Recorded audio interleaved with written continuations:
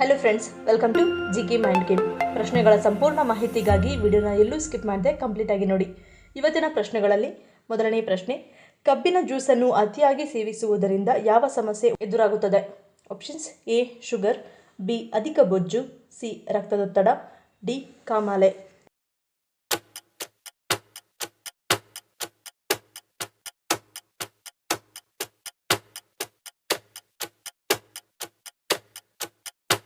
ಸರಿಯಾದ ಉತ್ತರ option B ಅಧಿಕ ಬೊಜ್ಜು. ಕೊಬ್ಬು ಕ್ಯಾಲೋರಿ ಮತ್ತು ಸಕ್ಕರೆಯಲ್ಲಿ ಸಮೃದ್ಧವಾಗಿದೆ. ಇದು ಸುಲಭವಾಗಿ ತೂಕ ಹೆಚ್ಚಾಗಲು ಕಾರಣವಾಗುತ್ತದೆ. ಅತಿಯಾದ ಕಬ್ಬಿನ ಜ್ಯೂಸ್ ಸೇವನೆಯಿಂದ ದೇಹದಲ್ಲಿ ಬೊಜ್ಜು ಶೇಖರಣೆಯಾಗುತ್ತದೆ. ಆದ್ದರಿಂದ ದೇಹದಲ್ಲಿನ ಕ್ಯಾಲೋರಿಗಳ ಪ್ರಮಾಣವು ಅನಗತ್ಯವಾಗಿ ಹೆಚ್ಚಾಗದಂತೆ ದಿನಕ್ಕೆ 1 ಲೋಟ ಕಬ್ಬಿನ ರಸವನ್ನು ಮಾತ್ರ ಸೇವಿಸಬೇಕು. ಎರಡನೇ ಪ್ರಶ್ನೆ, ಬೆಳಗ್ಗಿನ ಉಪಹಾರದಲ್ಲಿ ಯಾವುದನ್ನು ಸೇವಿಸುವುದು ಆರೋಗ್ಯಕ್ಕೆ ಒಳ್ಳೆಯದು? Options: A idli, B dosa, C ಅವಲಕ್ಕಿ, ಡಿ ಅನ್ನ.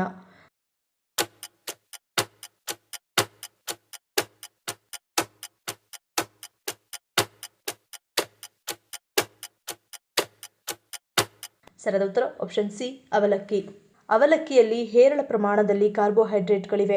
ನಿತ್ಯ ಬೆಳಗಿನ ಉಪಹಾರದಲ್ಲಿ 1 ಪ್ಲೇಟ್ ಅವಲಕ್ಕಿ ಸೇವಿಸುವುದರಿಂದ ದೇಹದಲ್ಲಿನ ರಕ್ತಹೀನತೆ ಸಮಸ್ಯೆ ತೊಲಗಿ ಹಿಮೋಗ್ಲೋಬಿನ್ ಮತ್ತು ರಕ್ತ ನಿರೋಧಕ ಶಕ್ತಿ ವೃದ್ಧಿಯಾಗುತ್ತದೆ. ಸಕ್ಕರೆ ಕಾಯಿಲೆಯಿಂದ ಬಳಲುವವರಿಗೆ ಅವಲಕ್ಕಿ ಸೇವನೆ ಉತ್ತಮ. ಹಸಿವು ಕಡಿಮೆಯಾಗಿ ರಕ್ತದೊತ್ತಡ ನಿಯಂತ್ರಣದಲ್ಲಿರುತ್ತದೆ. ಇದರಲ್ಲಿ ಹೇರಳ ಪ್ರಮಾಣದಲ್ಲಿ ಪೋಷಕಾಂಶ, ಖನಿಜ ಮತ್ತು ನಾರಿನ ಅಂಶ ಇರುವುದರಿಂದ ಹೊಟ್ಟೆ ಸಮಸ್ಯೆ ಇರುವವರು ನಿತ್ಯ ಅವಲಕ್ಕಿಯನ್ನು ಸೇವಿಸಬಹುದು. ಮೂರನೇ ಪ್ರಶ್ನೆ, ನೀಲಗಿರಿ ಎಲೆಯು ನಮಗೆ ಯಾವ ರೀತಿಯಲ್ಲಿ ಉಪಯುಕ್ತವಾಗಿದೆ? ಆಪ್ಷನ್ಸ್: ಎ ನೋವು ನಿವಾರಕ, ಬಿ ಒತ್ತಡ ನಿವಾರಣೆ, ಸಿ ಎದೆ ನೋವು ನಿವಾರಕ, ಡಿ ಮೇಲಿನ ಎಲ್ಲವೂ.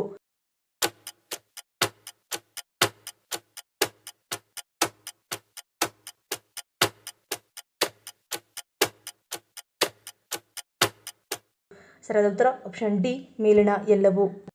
ವಾರಕ್ಕೆ ಒಮ್ಮೆ ಅಥವಾ 15 ದಿನಗಳಿಗೆ ಒಮ್ಮೆಯಾದರೂ ನೀಲಗಿರಿ ಎಲೆಯನ್ನು ನಮ್ಮ ದೈನಂದಿನ ದಿನಗಳಲ್ಲಿ ಬಳಸುವುದರಿಂದ ದೇಹದ ನೋವನ್ನು ನಿವಾರಿಸುತ್ತದೆ. ಚರ್ಮದ ಆರೋಗ್ಯಕ್ಕೆ ಒಳ್ಳೆಯದು. ನೆಗಡಿ ಮತ್ತು ಕೆಮ್ಮಿಗೆ ರಾಮಬಾಣವಾಗಿದೆ. ಬಾಯಿಯ ಆರೋಗ್ಯಕ್ಕೂ ಒಳ್ಳೆಯದು. ಮಾನಸಿಕ ಒತ್ತಡವನ್ನು ಕಡಿಮೆ ಮಾಡುತ್ತದೆ ಹಾಗೂ ರಕ್ತದೊತ್ತಡವನ್ನು ನಿಯಂತ್ರಿಸುತ್ತದೆ ಮತ್ತು ಎದೆ ನೋವನ್ನು ಕಡಿಮೆ ಮಾಡುತ್ತದೆ. ನಾಲ್ಕನೇ ಪ್ರಶ್ನೆ, ಭಾರತದ ಯಾವ ರಾಜ್ಯದಲ್ಲಿ ಸಹೋದರರು ತಮ್ಮ ಸಹೋದರಿಯರನ್ನು ಪರಸ್ಪರ ಮದುವೆಯಾಗುತ್ತಾರೆ?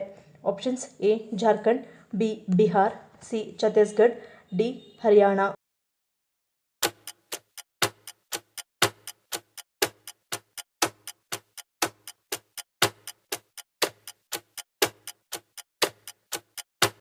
ಸರಿಯಾದ ಉತ್ತರ ಆಪ್ಷನ್ ಸಿ ಛತ್ತೀಸ್ಗಢ. ಭಾರತದ ಛತ್ತೀಸ್ಗಢ ರಾಜ್ಯದ ಕೆಲವು ಬುಡಕಟ್ಟು ಸಮುದಾಯಗಳಲ್ಲಿ ಸಹೋದರರು ಮತ್ತು ಸಹೋದರಿಯರು ಪರಸ್ಪರ ಮದುವೆಯಾಗುತ್ತಾರೆ. ಐದನೇ ಪ್ರಶ್ನೆ, ಪೀರಿಯಡ್ಸ್ಗೆ ಮೊದಲು ಅಥವಾ ಪೀರಿಯಡ್ಸ್ನ ಸಮಯದಲ್ಲಿ ಯಾವ ಆಹಾರವನ್ನು ಸೇವಿಸಬಾರದು?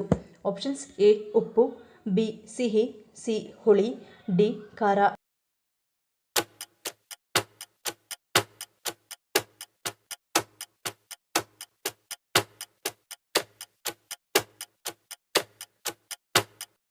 ಸರಿಯಾದ ಉತ್ತರ ಆಪ್ಷನ್ ಎ ಉಪ್ಪು. ಪೀರಿಯಡ್ಸ್ನ ಸಮಯದಲ್ಲಿ ಅಥವಾ ಪೀರಿಯಡ್ಸ್ನ ಮೊದಲು ಉಪ್ಪಿನ ಅತಿಯಾದ ಸೇವನೆಯು ಬಾಯಾರಿಕೆಯನ್ನು ಉಂಟುಮಾಡುತ್ತದೆ. ಇದು ಮುಟ್ಟಿನ ಅವಧಿಯಲ್ಲಿ ಉಬ್ಬುವಿಕೆಗೆ ಕಾರಣವಾಗಬಹುದು. ಹೆಚ್ಚು ಆಹಾರ ಸೇವನೆಯು ನಿಮ್ಮ ಹೊಟ್ಟೆಯನ್ನು ಕೆಡಿಸಬಹುದು ಮತ್ತು ಆಸಿಡ್ ರಿಫ್ಲೆಕ್ಸ್ಗೆ ಕಾರಣವಾಗಬಹುದು. ಆರನೇ ಪ್ರಶ್ನೆ, ಹೆಚ್ಚಾಗಿ ದೊಡ್ಡವರಿಗಿಂತ ಮಕ್ಕಳಿಗೆ ಏಕೆ ದೃಷ್ಟಿ ಬೀಳುತ್ತದೆ?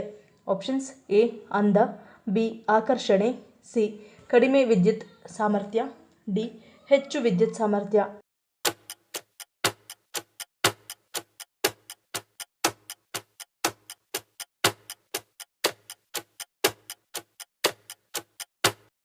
ಸರಿಯಾದ ಉತ್ತರ ಆಪ್ಷನ್ ಸಿ ಕಡಿಮೆ ವಿದ್ಯುತ್ ಸಾಮರ್ಥ್ಯ.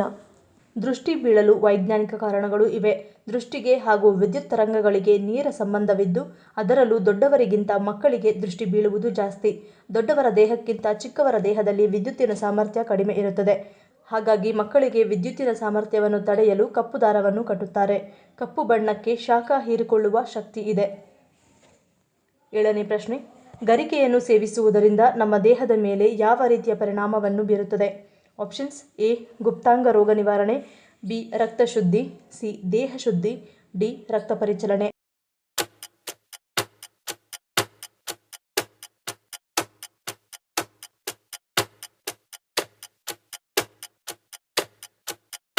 ಸರಿಯಾದ ಉತ್ತರ ಆಪ್ಷನ್ ಎ ಗುಪ್ತಾಂಗ ರೋಗ ನಿವಾರಣೆ. ಗರಿಕೆಯ ಹುಲ್ಲಿನ ಕಷಾಯ ಮೂತ್ರಸ್ರಾವವನ್ನು ಹೆಚ್ಚಿಸುತ್ತದೆ. ಜಲೋದರ ರೋಗಕ್ಕೆ ಔಷಧಿಯಾಗಿಯೂ ಬಳಕೆಯಾಗುತ್ತದೆ. ಬೇರು ಮತ್ತು ಗುಪ್ತಕಾಂಡಗಳಿಂದ ಮೂತ್ರಜನಕಾಂಗ ಮತ್ತು ಜನನಾಂಗಗಳ ಕೆಲವು ರೋಗಗಳ ನಿವಾರಣೆಯಾಗುತ್ತದೆ. ರಕ್ತಸ್ರಾವವನ್ನು ತಡೆಯಲು ಇದನ್ನು ಬಳಸುತ್ತಾರೆ. ಮೂಗಿನಲ್ಲಿ ರಕ್ತ ಸೋರುತ್ತಿದ್ದರೆ ಗರಿಕೆ ರಸವನ್ನು ಹಾಕಿದ ಕೂಡಲೇ ರಕ್ತ ಸೋರುವುದು ನಿಲ್ಲುತ್ತದೆ. ಗರಿಕೆ ರಸವನ್ನು ಹಾಗೆಯೇ ಜಗಿಯಬಹುದು. ಗರಿಕೆಗೆ ವಿಕಿರಣ ತಡೆಗಟ್ಟುವ ಶಕ್ತಿಯೂ ಇದೆ. ಬಹುಶಃ ಈ ಕಾರಣದಿಂದಲೇ ಗ್ರಹಣ ಕಾಲದಲ್ಲಿ ಆಹಾರ ವಸ್ತುಗಳ ಮೇಲೆ ಇಡುವ ಸಂಪ್ರದಾಯವಿದೆ. 8ನೇ ಪ್ರಶ್ನೆ, ಯಾವ ಸಮಯದಲ್ಲಿ ನೀರು ಕುಡಿದರೆ ಆರೋಗ್ಯಕ್ಕೆ ಉತ್ತಮ? Options: A. ಎದ್ದ ಕೂಡಲೇ, ಬಿ. ಸ್ನಾನಕ್ಕೆ ಮುನ್ನ, ಸಿ. ಊಟಕ್ಕೆ ಮುನ್ನ, ಡಿ. ಮೇಲಿನ ಎಲ್ಲವೂ.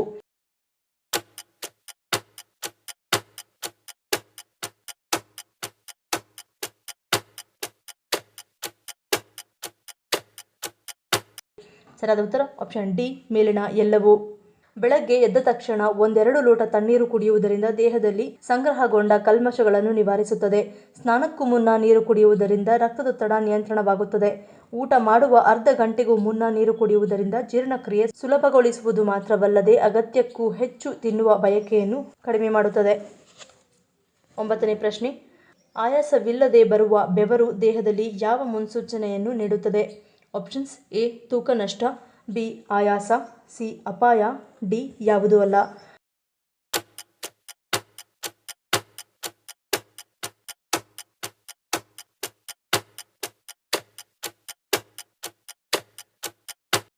ಸರಿಯಾದ ಉತ್ತರ ಆಪ್ಷನ್ ಸಿ, ಅಪಾಯ.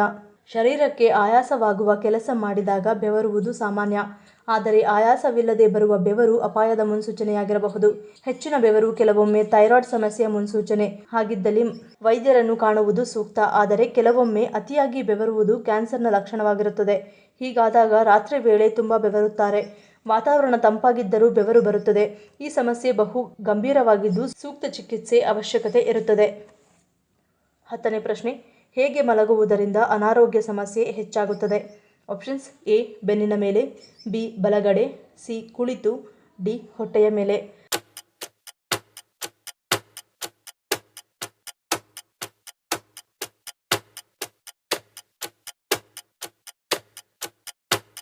ಸರಿಯಾದ ಉತ್ತರ ಆಪ್ಷನ್ ಡಿ, ಹೊಟ್ಟೆಯ ಮೇಲೆ. ನಾವು ಮಲಗುವ ವಿಧಾನ ನಮ್ಮ ಆರೋಗ್ಯದ ಮೇಲೆ ಪರಿಣಾಮವನ್ನು ಬೀರುತ್ತದೆ. ಅನೇಕರು ಹೊಟ್ಟೆ ಅಡಿ ಹಾಕಿ ಮಲಗುತ್ತಾರೆ. ಹೊಟ್ಟೆ ಕೆಳಗೆ ಹಾಕಿ ಮಲಗುವುದರಿಂದ ತಲೆನೋವಿನ ಸಮಸ್ಯೆ ಕಾಡುತ್ತದೆ. ಕವುಚಿ ಮಲಗಿದರೆ ರಕ್ತ ಸಂಚಾರ ಸರಿಯಾಗಿ ಆಗುವುದಿಲ್ಲ. ಕುತ್ತಿಗೆಯಿಂದ ಸೂಕ್ತ ಪ್ರಮಾಣದಲ್ಲಿ ರಕ್ತ ತಲೆಗೆ ಸರಬರಾಜಾಗುವುದಿಲ್ಲ. ಇದಲ್ಲದೆ ಕರುಳಿನ ಸಮಸ್ಯೆ, ಚರ್ಮದ ರೋಗ, ಮೊಡವೆ, ಹೊಟ್ಟೆ ನೋವು, ಮೂಳೆ ನೋವು ಕಾಡುವ ಸಾಧ್ಯತೆ ಹೆಚ್ಚು. ಬೆನ್ನು ನೋವು ಬರುವ ಸಂಭವವೂ ಹೆಚ್ಚಿರುತ್ತದೆ. ಮುಂದಿನ ಪ್ರಶ್ನೆ, ಹಾರ್ಟ್ ಪ್ರಾಬ್ಲಮ್ ಬರಬಾರದೆಂದರೆ ಯಾವ ಜ್ಯೂಸನ್ನು ಕುಡಿಯಬೇಕು? Options: A. ಸೇಬು, ಬಿ. Beetroot, C. ಬೂದುಕುಂಬಳಕಾಯಿ, ಡಿ. ಕ್ಯಾರೆಟ್.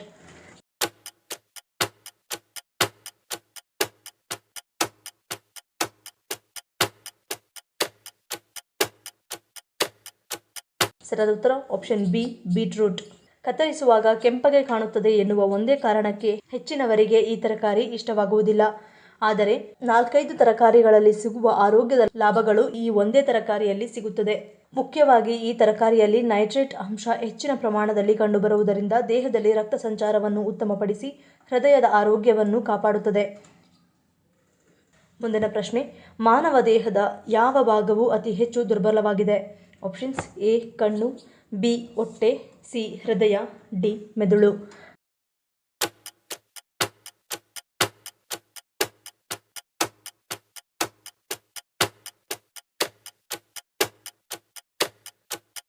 ಸರಿಯಾದ ಉತ್ತರ ಆಪ್ಷನ್ ಡಿ, ಮೆದುಳು.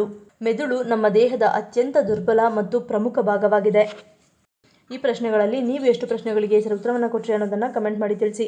ಈ ವಿಡಿಯೋ ನಿಮ್ಗೆ ಇಷ್ಟ ಆಗಿದ್ರೆ ಮರಿದೇ ಲೈಕ್ ಮಾಡಿ, ಶೇರ್ ಮಾಡಿ, ಸಬ್ಸ್ಕ್ರೈಬ್ ಮಾಡಿ. ನನ್ನ ಚಾನಲ್ನ ಇನ್ನೂ ಸಬ್ಸ್ಕ್ರೈಬ್ ಮಾಡಿದೆ ಹಾಗೆ ವಿಡಿಯೋಸ್ ನೋಡ್ತಿದ್ರೆ ಪ್ಲೀಸ್ ಸಬ್ಸ್ಕ್ರೈಬ್ ಮಾಡಿ, ಸಪೋರ್ಟ್ ಮಾಡಿ. ಮತ್ತೊಂದು ಇಂಟ್ರೆಸ್ಟಿಂಗ್ ವಿಡಿಯೋದೊಂದಿಗೆ ಸಿಗ್ತೀನಿ. Until love you all, take care.